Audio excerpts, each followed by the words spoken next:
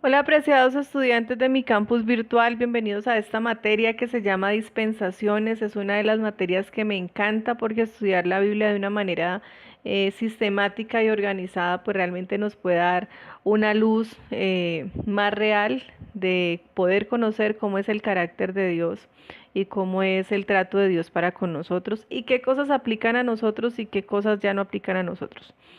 Entonces, lo primero es decir que nosotros podemos ver dentro de la Biblia que Dios no cambia, que su carácter no cambia, que el trato que Dios hace con el hombre sigue siendo invariable. Él no deja de amar al hombre porque el hombre sea infiel o porque sea pecador.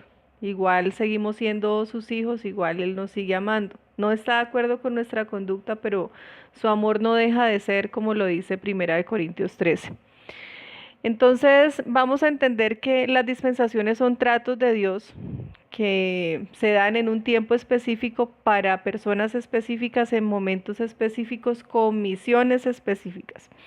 Entonces vamos a recapitular un poco y vamos a recordar que el trato de Dios, y vamos a citar, por ejemplo, el trato de Dios para con Moisés fue muy diferente al trato de Dios para con Abraham. Asimismo, podemos decir que el trato que Dios hizo para con Abraham no fue el mismo trato que Dios hizo para con Salomón o para con Noé. Entonces, no tenemos que preocuparnos de que Él repentinamente llegue a ser diferente de lo que es. Dios es Dios y no cambia. Tiene diferentes maneras de tratar con diferentes hombres a través de la historia. Dios trata a distintos hombres en distintos tiempos de distintas maneras.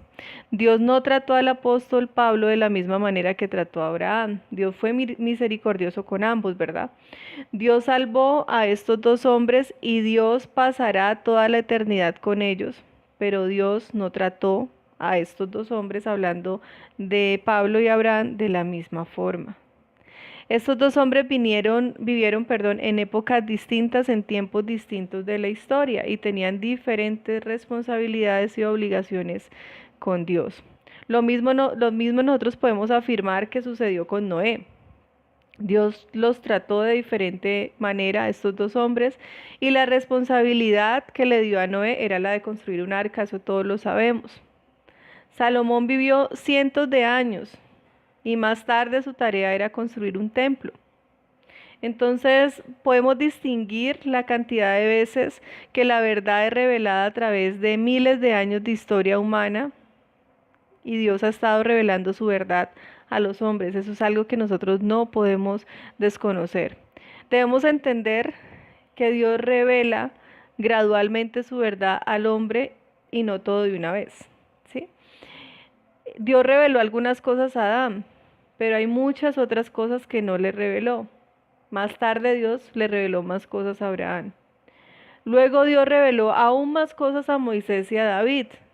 Cuando Jesús estaba en esta tierra, le reveló algunas cosas a sus discípulos que nunca habían sido reveladas a los creyentes del Antiguo Testamento. Y esto nosotros lo vemos claramente en Mateo, capítulo 13, versículo 17. Porque de cierto os digo que muchos profetas y justos desearon ver lo que veis y no lo vieron, y oír lo que oís y no lo oyeron. Bueno, pero aún estos discípulos no se les dio toda la verdad, ¿no? Hubo muchas cosas que Jesús no les dijo, porque no estaban preparados para oírlas. Aunque tengo muchas cosas que deciros, pero ahora no las podéis sobrellevar. Juan capítulo 16, versículo 2. La resurrección de Cristo, Dios reveló más cosas al apóstol Pablo y lo podemos ver en Gálatas 1:11 al 12 y en Efesios 3:3 al 5.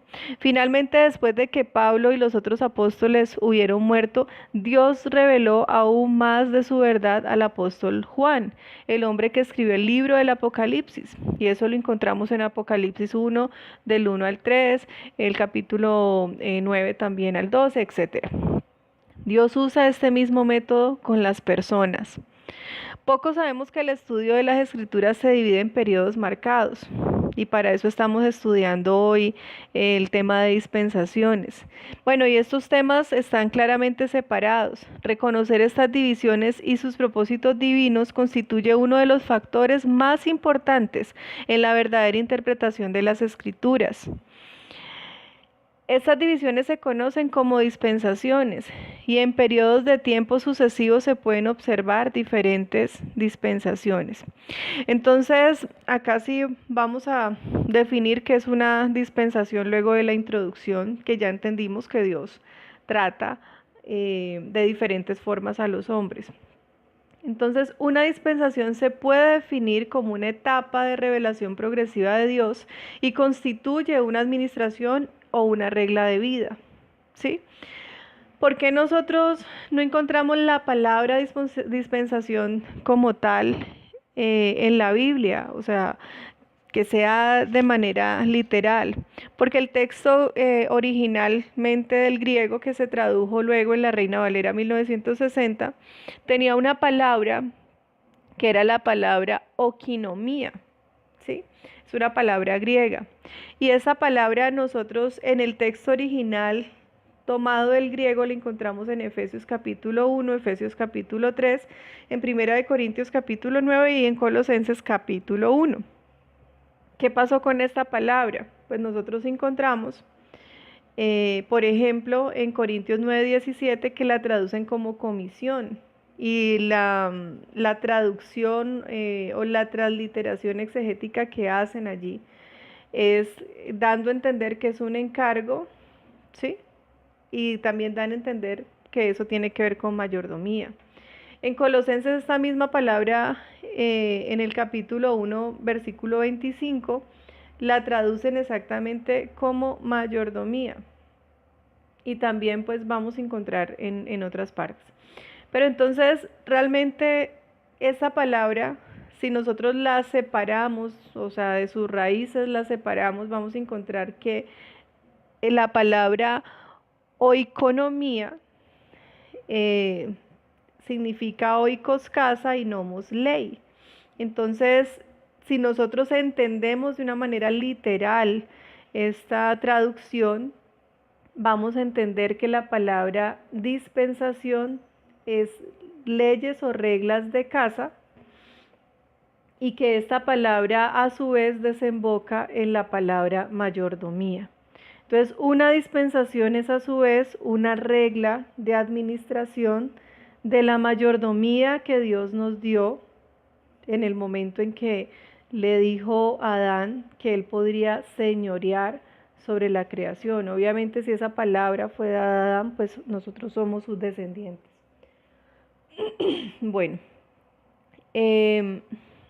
también quiero hacer una anotación antes de proseguir. Nosotros debemos tener en cuenta o debemos tener como en consideración que hay cosas que nosotros no podemos tomar pues como de manera literal, ¿sí?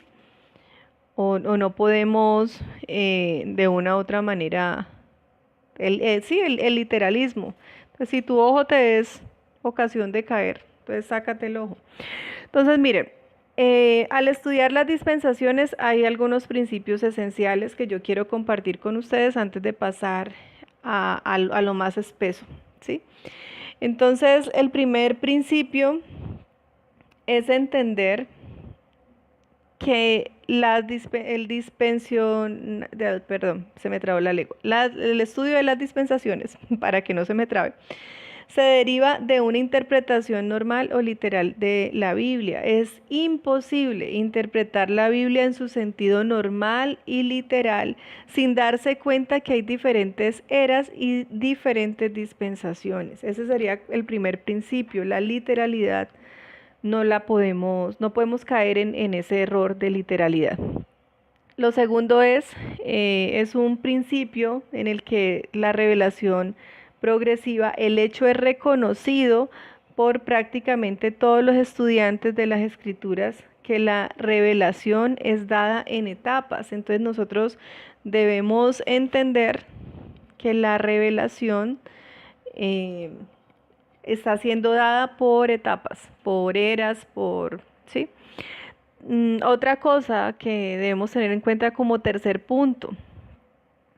Todos nosotros, los expositores de la Biblia, necesitamos reconocer que una revelación posterior en cierto grado sustituye a una revelación primaria, como un cambio resultante en una regla de vida, y las cuatro pueden combinarse o modificarse y añadirse nuevos requisitos. ¿Sí? Un ejemplo, Moisés, Dios mandó a Moisés a matar un hombre por cortar leña en un sábado. Ninguno aplicaría este mandamiento hoy porque vivimos en una dispensación distinta, ¿sí? Entonces allí nosotros vamos a encontrar algunas cositas doctrinales que pues tendríamos que considerar, ¿sí? Em, y pues la última cosa es considerar o entender que cuando estudiamos las dispensaciones vamos a observar estas cuatro cosas de una manera secuencial.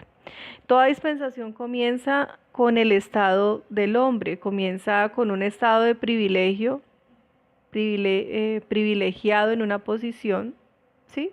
Pero que esa posición, eso sería lo segundo, desemboca en una responsabilidad y que por lo general no hemos visto ninguna variación en ello, esa responsabilidad no se completa, o sea que hay un fracaso del hombre en dicha responsabilidad, y eso trae como consecuencia un juicio justo de Dios, ¿sí? Siempre lo vamos a ver de esa forma. Entonces, volvamos como a retomar esos cuatro conceptos. Cada dispensación comienza con el hombre divinamente establecido. Esta posición le genera una responsabilidad. Esta posición siempre, o esta responsabilidad siempre termina en un fracaso humano y trae como consecuencia un juicio. Entonces, ahora sí entrando pues como en materia y en lo más espeso, acá están las 7 dispensaciones. Nosotros tenemos la dispensación de la inocencia, la segunda es la conciencia, la tercera gobierno humano, la cuarta la promesa, la quinta la ley, la sexta la gracia y la 7 la dispensación milenial. Entonces, ¿en dónde arranca la dispensación de la inocencia? Arranca con el hombre divinamente establecido, ¿sí? Allí arranca. Entonces, comienza con la creación del hombre en el Génesis 1, 26, 27, ¿sí? Luego nosotros vemos que hay una responsabilidad. Dios les da la posición de privilegio de poder señorear la creación y les dice, les da un mandato, esto no lo harás. Entonces ellos lo ejecutan y viene un juicio que trae como consecuencia la expulsión de, de Adán y Eva y de su descendencia, obviamente, fuera del huerto del Edén, ¿sí? Luego nosotros vemos, perdón, en esta el mandato fue no comerás. Arriba está la responsabilidad, está el fallo y por último está el juicio. La responsabilidad de la conciencia, los ojos se llama conciencia porque los ojos fueron abiertos, ya el hombre conocía el bien y el mal. El mandato fue hacer lo bueno, pero nosotros vemos en Génesis 6, versículos 5 al 7, que la humanidad estaba hecha un desastre, había muchísima maldad sobre la tierra. Bueno, y que esta maldad desencadena un juicio, que es donde entra Noé a construir el arca y todo el proceso que pues conlleva la construcción del arca, y sencillamente se da el diluvio, la tierra es raída por el agua, o sea, se lleva una gran cantidad de vidas, excepto los que están en el arca, y Dios hace una promesa, que eso lo vemos también en el Génesis, que Él pues por agua no volverá a, a dañar pues la humanidad.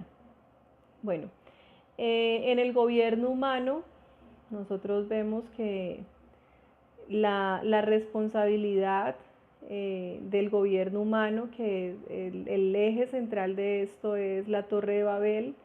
Dios da la orden de que se esparzan y poblen la tierra y se vayan cada uno a todos los confines de la tierra. Nosotros vemos que pues el dirigente de todo este movimiento de no esparcirse es Nimrod, que fue, digamos, que el primer revolucionario de la historia, o la primera persona que se ve allí como revolucionaria en la historia.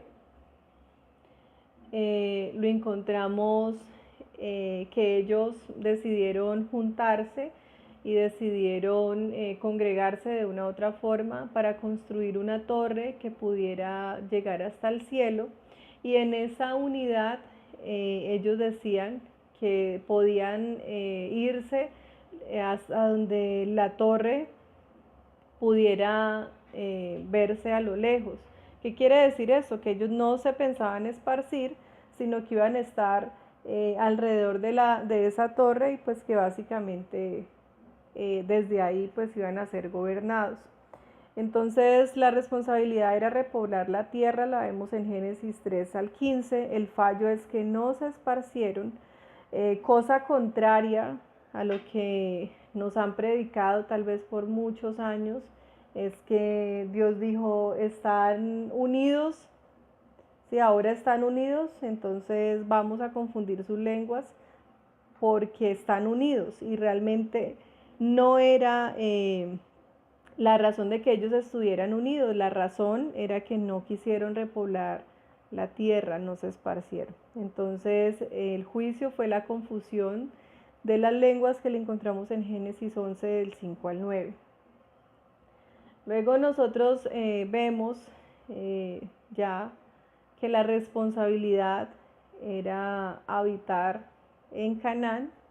Dios da esa responsabilidad, delega esa responsabilidad en Génesis 12 del 1 al 7, pero este hermoso personaje de la Biblia, que fue Abraham, no fue para Canaán, sino para Egipto. Entonces, básicamente, nosotros vemos desde el Génesis capítulo 12 como el haber desviado el camino hacia Egipto hizo que durante mucho tiempo las personas que fueron descendientes de Noé terminaran como en servidumbre en Egipto, ¿sí? Luego, ya que el pueblo clamaba y de una u otra manera estaba confundido en cuanto a sus ideologías y sus dioses y su manera de vivir, y estaba subyugado, Dios levanta un Moisés como líder para poder rescatar a este pueblo y sacarlo de servidumbre para que por fin habite en Canaán, ¿sí? Pero ellos, pues, bueno, ya todos conocemos la historia, todo cómo sucedió, aún viendo que los carros del faraón les perseguían, que el mar se abrió en dos para que ellos pudieran pasar. Su cerviz era muy dura, entonces, bueno, ahí la responsabilidad era guardar la ley. Ellos realmente quebrantaron toda la ley y fueron esparcidos, ya eso lo vemos en Deuteronomio 28:63. De ahí ya nosotros, fíjense bíblicamente ya hacia dónde nos estamos acercando. Luego que ellos fueron esparcidos, fue pues es lo del periodo de la gracia, que es en el que estamos viviendo en nuestros tiempos, que inicia básicamente con Cristo, con la venida de Cristo en los evangelios, con la llegada de él a la tierra y la responsabilidad que teníamos nosotros o que tenemos, seguimos teniéndola, es recibir a Cristo. Nosotros vemos que hay un rechazo total de Cristo y pues obviamente en la dispensación en donde estamos viviendo ahora, el juicio que nos toca es la tribulación, ¿sí?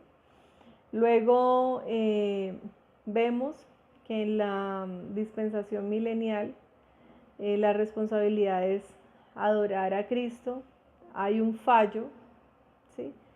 Ese fallo es que en este momento todo el mundo adora otra cosa menos a Cristo. Y el juicio es la condenación eterna. Entonces, si nosotros vemos un poquito a la luz de la palabra que hay cosas en las cuales nosotros estamos algo errados, es que decimos, no, es que nosotros por gracia somos justificados en todos nuestros pecados y ya no hay que orar y no hay que ayunar y no hay que hacer muchas cosas, no. La ley fue dada desde Moisés en adelante y la ley nos toca a todos. Sigue siendo para nosotros el no matarás, no mentirás, no robarás, no adorarás a otro Dios.